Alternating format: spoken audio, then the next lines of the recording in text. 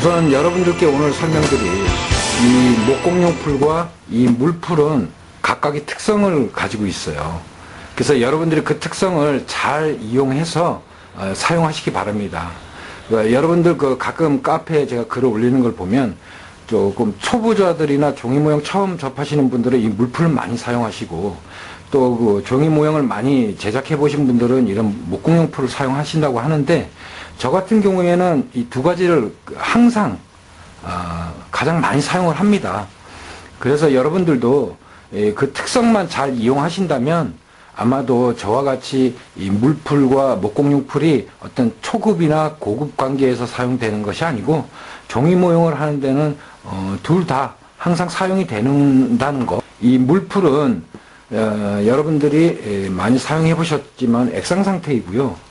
또 이렇게 용액을 꺼내 보면 무색무취예요. 그냥 물같이 풀인지 접착제인지 물인지 모를 정도예요. 근데 이 목공용 풀은 이렇게 색깔을 하얀 백색을 띠고 있습니다. 그래서 여러분들이 쉽게 구분하실 수 있거든요.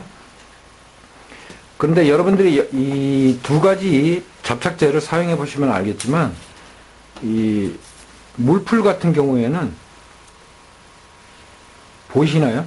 동영상으로 쉽게 이게 퍼짐 현상이 일어납니다. 그리고 그 목공용 풀은 퍼지지 않죠. 이게 왜 그러냐 그러면 풀의 원리가 접착 용액과 그리고 그 산화되는 그 수용액을 함께 섞어 놨어요. 그래서 산화되는 그 수용액이 공기와 접촉해 가지고 증발해 버리고 접착액만 남아서 그 목적하는 두 가지를 접착을 하기 이루어지거든요. 그런 원리를 이용하는데, 이 물풀 같은 경우에는 아무래도 청소년들이나 학생들이 많이 사용을 하니까 수용액이 훨씬 많이 포함이 되어 있어요. 그러다 보니까 얇은 종이 같은 경우, 습자지나 제가 지금 이거 동영상으로 잘 보이시라고 일부러 이제 트레싱지를 갖다 댔는데요. 물풀을 접촉을 시켜서 이게 종이를 접합을 하다 보면 접착액보다는 수용액이 먼저 이 종이에 스며들게 됩니다. 그러다 보니까 얇은 종이를 이용해서 그 종이 모형을 즐기시다 보면은 이것들이 종이에 배어 나오는 현상, 그건 접착액이 아니고 수용액입니다. 그러다 보니까 종이가 젖어요. 그리고 울어버리고요. 그렇기 때문에 종이 모형을 완성한 후에 보면 그 울은 만큼 그 건조가 그대로 되는 상태이기 때문에 모형이 완전치 못하고 완전 불완전 상태가 되겠죠. 그 반대로 이 목공용 풀에도 수용액이 있긴 있습니다만, 수용액과 함께 다른 첨가물이 들어가 있어서 상당히 증발 속도가 이 물풀보다는 빨라요. 그래서 종이가 젖기 이전에 그런 접착되는 과정을 먼저 수행을 하게 되죠. 그래서 물풀보다는 목공용 풀을 많이 사용하게 되는 원인이 되는 겁니다. 그래서 아주 얇은 종이 50g짜리나 80g짜리를 사용할 때는 물풀을 잘 사용을 안 하시더라고요. 그리고 오히려 100g짜리나 120g짜리 이상 되는 전개도 같은 경우에는 물풀이 잘 붙지 않는다 그래요. 그건 왜 그러냐면 100g이나 120g짜리 그 용지를 보면, 그런 용지들은 이 펄프의 그 응집력, 그러니까 그 압착되어 있는 상태가 분포도가 아주 촘촘하겠죠. 강력하게 압착을 시켜 놨으니까. 그러다 보니까 얇은 종이보다 50g짜리나 80g짜리의 종이보다 100g짜리, 120g짜리들이 펄프 함량이 많고 압착 정도가 상당히 세밀합니다. 그러다 보니까 이 물풀의 수용액이 여기에 스며들 시간조차가 없어요. 스며들 틈이 없다는 거죠. 그러다 보니까 두꺼운 종이에는 이 물풀을 사용하면 잘 붙지 않는구나 라고 느끼시게 되는 겁니다. 그렇지만 그 수용액만 없애버리면 이 물풀도 충분히 접착력을 갖는 접착제의 역할을 해줘요. 그냥 직접적으로 종이에다 붙이지 마시고요. 이러한 파레트를 하나 준비하셔서 이렇게 미리 물풀을 조금 덜어 놓으세요. 또는 이렇게 캡을 열어서 하루 동안 그냥 놔두면 수용액이 전부 공기 중에 증발이 되겠죠. 그래서 처음에 구입하셨던 물풀보다는 조금 점도가 강해집니다. 근데 그럴 시간이 없으신 분들은 물풀을 바로 이런 파레트에다가 덜어내시고요. 그 다음에 여러분들 많이 사용하는 그 면봉 있죠. 면봉을 이용해서 이 종이를 붙이시면 돼요.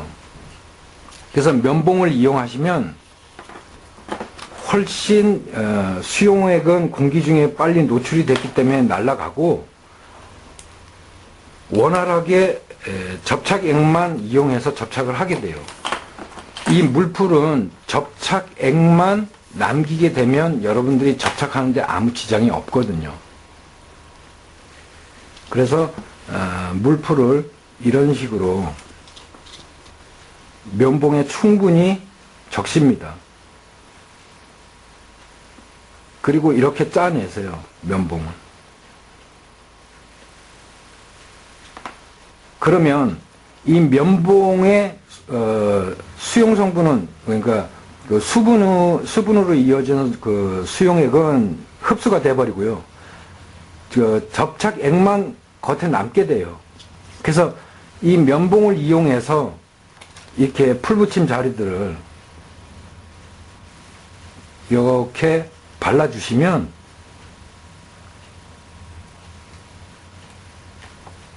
수용액이 종이에 스며들기 전에 이 겉에 접착액만 붙이게 되는, 바르게 되는 그런 효과를 냅니다. 이렇게 해서 종이를 붙이게 되면 종이가 젖어드는 현상도 방지할 수 있고요. 접착도 빠릅니다. 그 정밀전개도 만드실 때도 마찬가지고 저 같은 경우는 이 물풀을 많이 사용을 합니다. 그래서 이 물풀은 수용액만 공기 중에 날려보내면 그나마 이 그 접착력을 가지고 있어요. 우리가 모르는, 아주 강력하지는 않지만 그래도 목공용 풀이 가질 수 있는 접착력을 이 물풀도 가지고 있어요. 그래서 이 수용액만 날려보내라. 날려보내면 이러한 복잡한 구조물을 접합하실 때 풀붙임 자리에 이 물풀을 이용해서 이렇게 바르시고 그 다음에 모양을 잡습니다. 그리고 접착하시면 잘 붙어요. 그리고 수정도 가능하고요.